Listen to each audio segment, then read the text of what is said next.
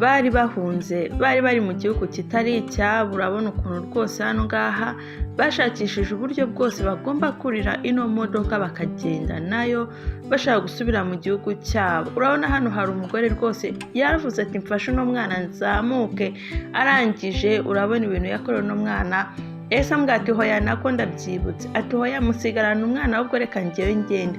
Imodoka yatangiye kugenda, ambwira ati ahubwo bayi uzamurere neza, ati njye ndigendeye, ati kubanyurana ku mpaka ntabwo ari ibintu byoroshye. Urabona rwose uno mugore yaragiye asiga umwana ateruye mugenzi we, arambwira ati bayi ubu ngubu njye nagiye, ati mwebwe muri abana nta kintu polisi yabagira.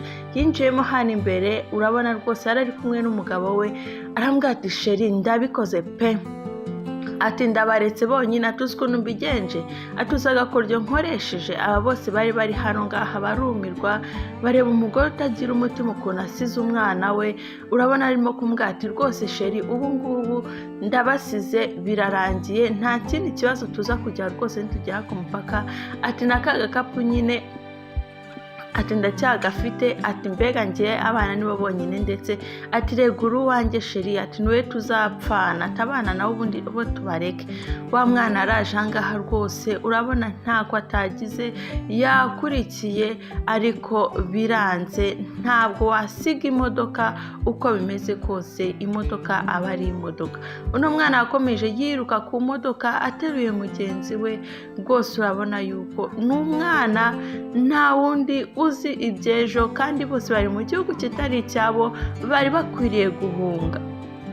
Uyu nawe polisi zimusanze aha ntabwo rwose yabakira, ntabwo yabakira habe na gatoya, kuko wibuke bari mu gihugu kirimo kirabahiga kandi bakeneye gusubira mu gihugu cyabo. Urabona rwose n'umugore akomeje abitegereza baza. Umugabo ambwira ati ku bundi sheri urabizi, uti bano bana reka tureke kubasiga bonyine, ahubwo reka nibura ugerageze ubahereze icyo gikapu, nibura bazitunge, aturiya ni mukuru azibeshaho, ati icyo gikapu rwose gifate ukibahereze, nibura ubahereze ibi byo kurya birimo, maze ubundi bazabashe kwibeshaho.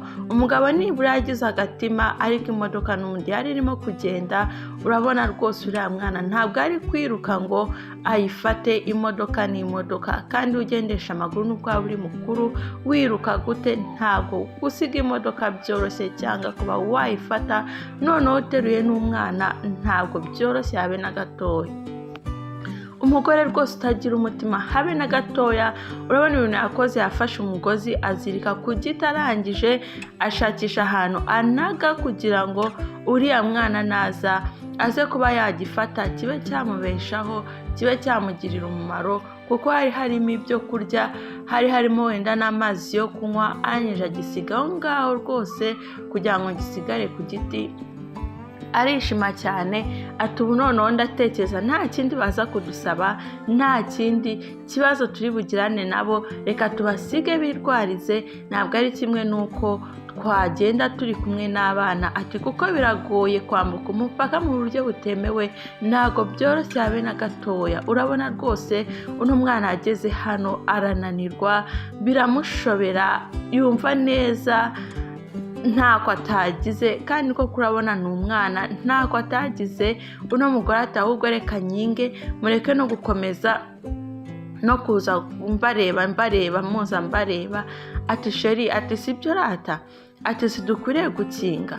Umugabo ambwira ati rwose sheri niko bimeze, nta kundi ni ugukinga kugira hano bana badakomeza kudutera impuhwe, tukaba twasubirana nabo, cyangwa se urabona ko rwose turimo turagenda, imodoka iri kugenda, badutera impuhwe. Atabwo mobera sheri, mobera ko tugiye twenyine, bano bana bazirwaneho, nabo ni abantu bakuru. Urabona rwose bahise bakinga kugira badakomeza kureba bano bana babirukaho, badakomeza kubabona ngo babatere impuhwe, kandi nta kundi, nta kindi cyo gukora.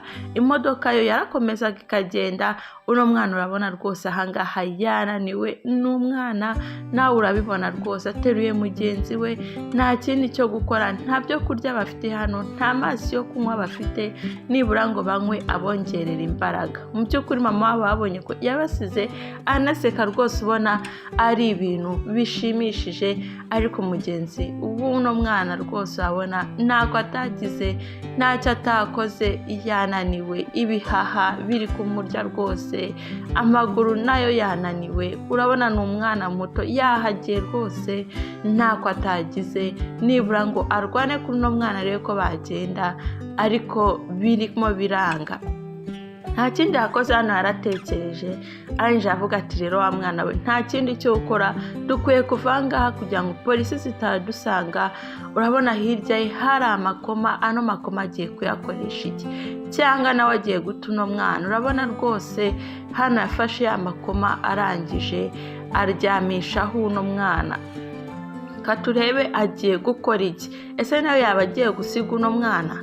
Yesu we ko yaba muhemukiye. Katurebe twitegereze, urebe no filimi witonze, ubundi ukore subscribe ku Zubu Film, no honyine wasanga filimi nziza kandi ziryoshye, uzibona ziranejeje kandi mu by'ukuri ziba zisobanuye mu buryo bwiza kandi buri umwe wese abasha kumva. Wowe kora subscribe ubundi ujye udukurikirana umunsi ku munsi. Urabona rwose yafashe ya makoma arangije aratekereza cyane, abona bakwiye kuvanga mu muhanda. Bari mu muhanda, polisi ziri kubahiga, icyo akwiye gukora ni ukuva mu muhanda tukareba yuko rwose babasha gucika polisi. Urabona nta kindi yakoze, yafashe wa mwana amuryamisha kuri ya makoma. Katurebe se agiye gukora iki? Uno mwana agiye kumusiga hano cyangwa agiye kugendana nawe? We kurikira filimi neza ubundi wirebere. Nta kindi yakoze rero, yahise abanza kugenda, amaze kuryamisha umwana aho ngaho. Urabona yananiwe, imbaraga zigenda ntazo agifite, kandi wibuke yuko yanavunitse hahandi yasimutse hari harehare. Kugira ngo abashe gufata kano gakapu nuko agenda akururinda.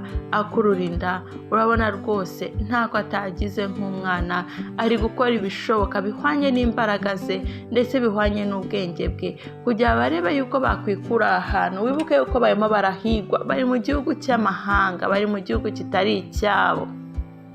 Rwose urabona yaragerageje, cya gikapu yaragifashe, arangije aravuga ati reka ntacyo nyitware, n'icyo mama adusigiye ntawamenya, wenda harimo ibyadutunga, cyangwa se tugira impuhwe nibura adusigiyemo amafaranga makeya turaba tugura amazi. Umwana yaje aha ngaha rwose akururinda kandi afite amaguru abasha kuba yagenda, ariko biranga.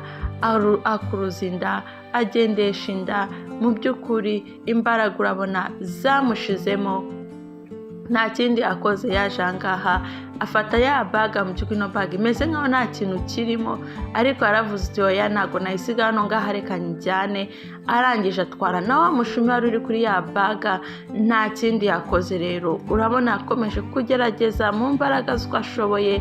N'umwana mutoya urabibona rwose, nyina nta mpuhwe yabagiriye, ndetse na papa wabo yabataye. Bose ababyeyi nta mpuhwe bagize, ahubwo bo ubwabo birwanyeho. Kandi mu by'ukuri umubyeyi aravuga ati njye nakemera nkapfa, ariko umwana wanjye akabaho. Ariko abangaba bavuze uti abana bakemera bagapfa, ariko twebwe tugomba kubaho, twebwe tugomba guhunga. Rwose hano babyeyi ibintu bakoze biranyuranye n'ibyo abandi babyeyi baba batekereza ku bana babo, biranyuranye rwose. Nta mubyeyi wifuza ko umwana we yabaho nabi, nta mubyeyi wifuza ko umwana we yabaho mu buzima bubi. Ubwo rero afashe wa mushumi awuzirika ku kaguru, azirika no kuri ya makoma, arangije agenda akururinda, avuga ati tugomba kuva mu muhanda, bano basirikare badufashe batumerera nabi. Urabona agendanye n'umuvandimwe rwose, akomeza akururinda yananiwe, ariko aravuga ati uko biri kose ngomba kukugendana, uri umuvandimwe wanjye, uri amaraso yanjye, aho ndi bujye nawe niho ujye. Ntabwo nakora ikosa nk'ibyo ababyeyi bacu bakoze, ahubwo tugomba kugendana. Basi nibura ninapfa nkapfa ubireba, ejo ukazabwira yuko napfuye, ariko nagufashe ngo nkute nabo nk'uko babikoze. Ati ngomba kukurwanaho, wowe uracyari mutoya. Ati nibura njyewe maze gukuraho gakeya. Ati nta kindi cyo gukora rero, tugomba kuva aha hantu, tugomba kwirinda abasirikare bataza kuba banadutwara, bataza kuba batugirira nabi, abasirikare bataza kuba baduhemukira. Nta kindi rero yakoze, urabona yarakomeje aragenda, arakomeza rwose, ntiyigeze acika intege, ntiyigeze avuga ati reka nanjye uno mwana musige, ntiyigeze rwose kuba yahemukira uno muvandimwe we. Yaremeye akomeza agendana nawe, aravuga ati uri umuvandimwe wanjye, uri amaraso yanjye, utari kuko biri kose tugomba guhunga kuko badufashe batugirira nabi, ndetse batubaza n'ababyeyi bacu bari kandi mu by'ukuri tutazi aho bari.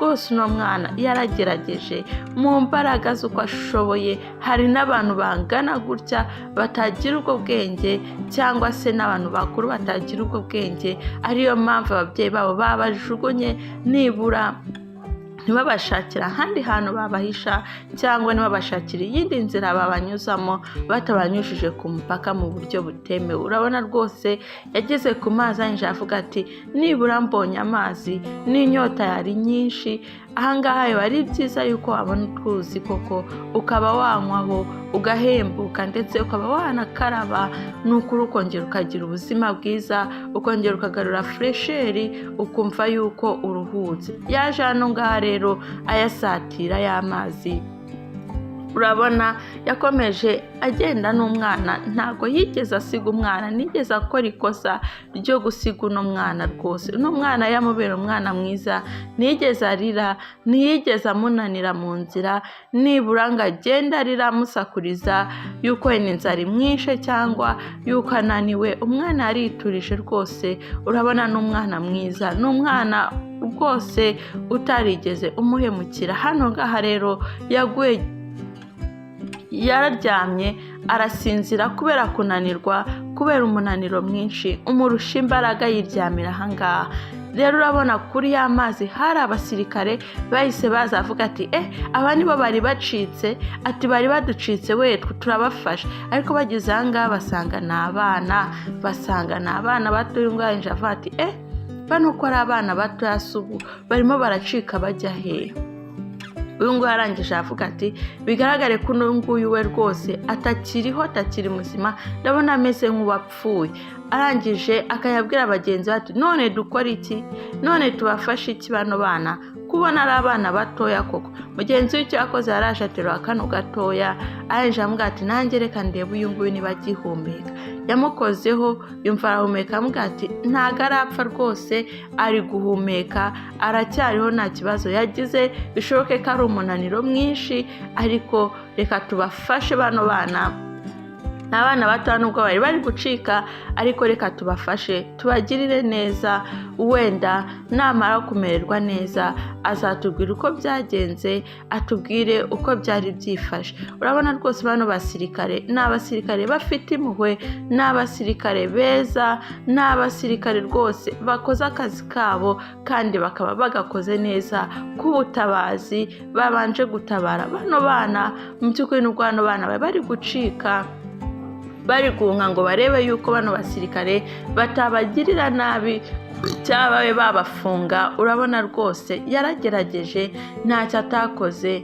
Arangije aravuga ati nanjye reka ntware uyu nguyu, ati reka mujyane kuko hari umuganga wanjye mfite bwite unyitaho kandi ukora mu buryo bwa prive, reka bariho tubajyana nibura aba bafasha. Urabona nta kindi yakoze, yaramuteruye. Arangije aravuga ati reka tugende turebe yuko babitaho bakaba bagarura ubuzima, ibindi byose turabimenya ari bazima. Mugenzi we ati oya, hano afite umugozi, reka manze nanjye muhambure uno mugozi afite rwose. Turabona yuko bano bana bavuye ahantu kure, uko biri kose ni ahantu kure cyane. Ati noneho bano bana bigaragara yuko ababyeyi babo babasize hano, nabo bari hano hafi. Mugenzi we ati ikintu dukwiye gukora nuko tugomba kujya ku mupaka, ndetse tukareba yuko bano babyeyi bano bana twabafata, kuko uko biri kose ntago barenze kure, ntabwo bageze kure cyane, bari hano hafi. Urabona uyu nguyu yazabwa ati njye nshobora guhita mpamagara bari ku mupaka, bakaba babahagarika, bakaba bagerageza uko bishoboka kose tukabona ababyeyi ba bano bana, kandi nitubabona bazaryozwa ibyo bakoze, ibyo bakoreye bano bana. Mu by'ukuri hano nta mpuhwe zirimo. Urabona rwose bahise bagenda sorry muri hangana gatoya. Bano babyeyi b'abano bana barimo baragenda mu modoka, ubona rwose babatwaye mu buryo butemewe, mu buryo batemerewe kugendamo, kuko nta byangombwa bari bafite bibatwara kuri polisi habe na bikeya. Rero uyu nguyu n'umushoferi wabatwaye yarebye ku mpaka abona hari abasirikare, nta kindi yakoze, yavuye hano mu modoka arangije ajya kubareba. Hano ngaha niba udafite amafaranga rwose bari buhasigare. Uyu nguyu yaraje, yari afite tekinike ziwe, arangije yaje ahangaha arabakingurira, arababwira ati ubu ngubu noneho umuntu udafite amafaranga wese agomba gufatwa uko biri kose. Arabwira ati niba mudafite amafaranga muri bufatwe, ufite amafaranga menshi naze nshakisha ahandi hantu mushyira, indi nzira mushyiramo kugira ngo abashe kuba yatambuka, we nta kibazo ari bugire. Ariko udafite amafaranga wagomba rwose gusigara ahangaha. Nta kindi, abantu batangiye kwisakasaka bashaka amafaranga kugira ngo babashyiremo hasi muri box yindi afite kugira ngo abashe kuba yabatambukanaho. Kandi mu by'ukuri urabibona batangiye gufata amafaranga, ufite menshi akatanga, ufite aringaniye akatanga. Buri wese yatanze icyo afite kugira arebe yuko rwose yacika akava muri iki gihugu bakajya mu gihugu cy'iwabo. Burya igihugu cyawe aba ari icyawe uko byamera kose, igihugu cyawe aba ari icyawe, kandi burya ngo amahanga arahanda. Abangaba rero yatangiye kubwira umugore ati sheri kudatanga amafaranga kandi ubizi neza yuko ari wowe ufite amafaranga. Atangiye kumubwira ati kutishyura se urabona tuva hano gute? Nta kindi rero umugore yatangiye kumubwira ati sheri wanjye rwose nanjye ndisatse, mbona mbuze amafaranga, kandi mu by'ukuri amafaranga nari nyafite. Amafaranga niwibuke yuko nari nyafite muri ka gakapu ndangije gasigira babana. Wa mugore hano ngaha barimo batwereka ukuntu byatangiye afata amafaranga arimo kuyapakinga ari kumwe na muhungu wiwe. Urabona rwose no mwana yishimye, ariko mbwatima rwose nitugerayo tuzatangira ubuzima bushyashya, nitugerayo ntago tuzicwa n'inzara, ahubwo nitugerayo tuzarya twishime. Urabona rwose no mwana yari afite ibyishimo byinshi by'uko bagiye gusubira mu gihugu cyabo. Ariko mu by'ukuri uno mubyeyi urabona umutima yari afite ahangaha, ariko reka uno mwana amubwira ati ibintu ndabipakinze rwose, ati bino bizadutunga mu gihe kigiye kuza ndetse nitugera iwacu. Uwo mugore rero nuko yagiye afite na ya baga. Urabona yuko amafaranga yasize muri bage yasigiye wa mwana, ubyibuke barimo baragenda bagitangira urugendo. Wa mwana nubwo hariya yararyamye buke ko yari afite baga, kandi mu by'ukuri wibuke yuko irimo amafaranga menshi cyane. Umugore nigeze yakuramo, ahubwo uno mwana ntabwo yamenye ko rwose afite amafaranga angana gutyo. Nuko yambwiye ati nwazi uno mwana tugende maze ubundi turebe yuko twahunga tukava muri iki gihugu. Nuko rero byagenze, yararimo gusobanurira umugabo we, yararimo gusobanura, arangije aramubwira ati rwose mugabo wanjye nuko nguko byagenze, ati rwose mumbabarire. Umugabo ati se urabona shoferi ari bubyumve? Urabona shoferi ahangaha ashobora kwemera yuko amafaranga wayasize? Ati ahubwo wowe shakisha ukuntu tugenda. Ibyo ngibyo ntabwo wabibwira shoferi, ntabwo yabyumva habe na gatoya. Umugore rwose urabona yuko uko byagenze yaragiye ati shoferi rwose watugiriye impuhwe koko, watubabariye kubona amafaranga, nta mafaranga asigaye, kubona nta kindi kintu dusigaranye cyo kuba twakwifashisha. Ariko no mugore nubwo ari kwivuga mu by'ukuri nta muntu wamwumva, kandi nawe ntabwo wabyumva, ahubwo ubugira ngo ni imitwe barimo barateka, ubugira ngo ni uburyo bwo kwikiza nta mafaranga bafite. Urabona rwose akomeje kwinginga, ariko ibyo ngibyo nta muntu wari bubyumve. Nubwo wakwinginga inshuro 100 nta muntu wakumva ngo yumva yuko ari ubutekamitwe. Umugabo yambwiye ati rero nta kintu ugomba gukora, nibyo nyine tugiye ku mupaka badufatireyo, ati kuko amafaranga ari buturokore yari buducisha ngaha wayatanze, ati nta kindi turi bukore, ati ahubwo ni ukwemera ibigiye kuba. Urabona abandi barabafashe rwose babamanuramo hano ngaha, barangije bashakisha ahandi babashyira, ariko bano ngaha babasigaramo rwose bari kuvuga ati none turakora iki? Ambwira ati rwose sheri shakisha umuntu w'umugabo nibura turebe ukuntu hano ngaha twahava. Umugabo ati urabona nakora iki? Kari wowe wagize ubwenge bukeya, nube watekereza yuko hano ngaha harimo amafaranga yaturamira. Ati ubundi wumvaga nitugerayo tuzaba hehe, tuzabaho gute nta mafaranga dufite? Umugabo arangije nta kindi yakoze, yambwiye tugomba ubwo nyine icyo tugiye gukora ni ukwemera tukajya kuri polisi bakadufata. Shoferi yarakinze akinga imodoka ye, bano rwose barumirwa bavuga ati mana we wadutabaye rya none koko. Ati ubu ngubu tugiye kugenda badufate, ati kandi nibadufata.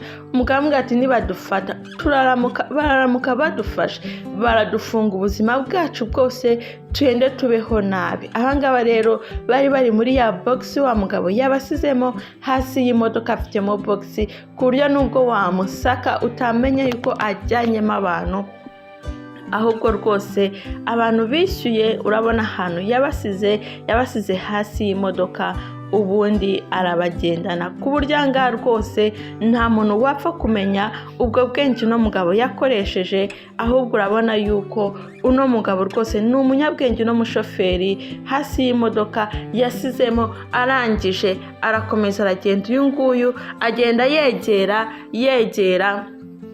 yegera ku mupaka.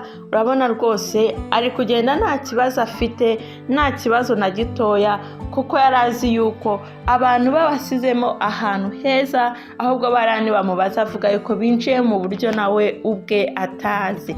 Kurikira filimi rwose iri buze kukuryohera, kandi mu by'ukuri uraza kwishima. Ujye ukanda subscribe ndetse ukande na like, ubundi twikomereze.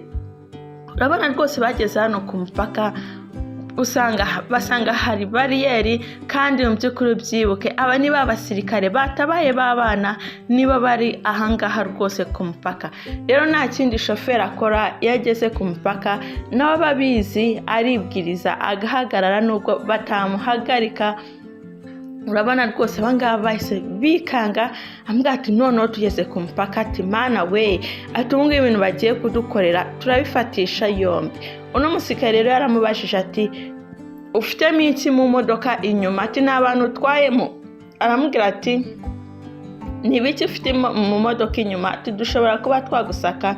Uyu nguyu aravuga ati nta kibazo rwose mwansaka. Uyu nguyu ati tubwire tutarinze turuha tuvunika tujya gusaka imodoka yawe, ahubwo we tubwire. Rero reka mbazanire igice cya kabiri. Ino filimi ndabizi neza kiri bubaryohere. Wowe icyo ukwiye gukora ni ukora subscribe kugira ngo udacikwa na filimi nziza nzajya mbazanira. Kanze mbaye part 2.